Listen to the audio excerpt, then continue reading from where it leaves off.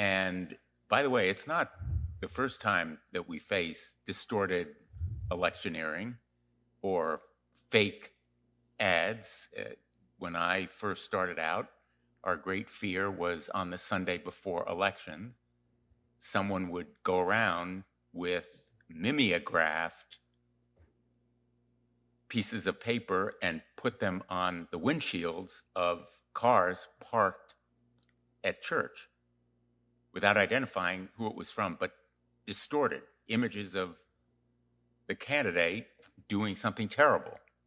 So the idea, and you go back to the founders, they were worried about false electioneering as well. As Secretary of the State in New Hampshire, you have a concern with making sure that elections are fair and honest.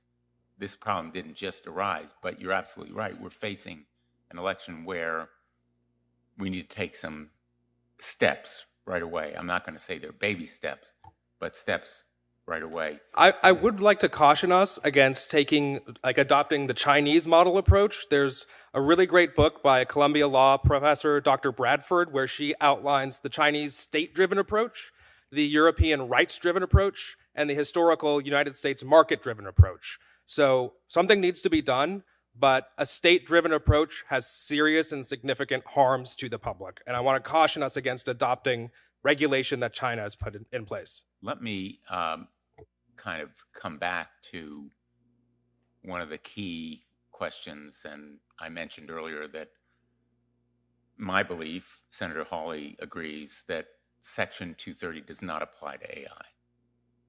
And therefore, we have a legal basis to hold big tech accountable here. To what extent does big tech know, or should it know, that these kinds of con artists are using their platforms? I can say that we are currently engaged with the big tech companies. The big tech companies are deploying our technology to fight against deepfake misinformation already. That's already happening. Well, they're not doing a very good job. Yeah, I know. They need to use it more. I am taking from these answers that the social media companies know or should know, because what you have said basically, whether it's cutting their teams or using your software or inventing technology that can trace the deepfakes, that they know, they have the capacity. They know, or they should know, when their platforms are being misused. One more quick thing here. I want to highlight that issue of scale, right? The firing of the trust and safety teams is a tragedy. It is. But the amount of deepfakes and the amount of misinformation is not going to be solved by hiring those teams back. They would have to hire 10, 20 times more people. AI must be fought with AI. And for every deepfake you see on the platform, there are hundreds more that were removed and not submitted because they were filtered out. Thank you. You may recall the devastating wildfires that spread across Hawaii. As I mentioned earlier, the Chinese Communist Party decided to spread the disinformation that the disaster was the result of a United States weather weapon test, as it was called, weather weapon. This conspiracy theory showed Beijing's willingness to directly meddle in American affairs. I'm sure there have been others, but it was supported by AI-generated images. Maybe you can talk about some of the dangers to the United States from our foreign adversaries, not just within the country, like the New Hampshire primary person.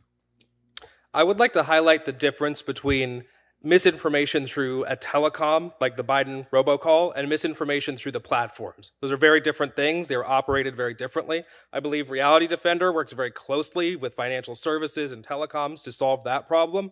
Deep Media works very closely with the platforms to solve that problem. We also work very closely with the Air Force Cyber Command Division, 16th Air Force Unit, as well as NASIC, as well as the US Army, to fight foreign interference from a military standpoint. So while in the interest of national security, I would like to not go into specifics. We are monitoring for Chinese and other near-peer adversary deepfake-based misinformation and narrative redirection campaigns.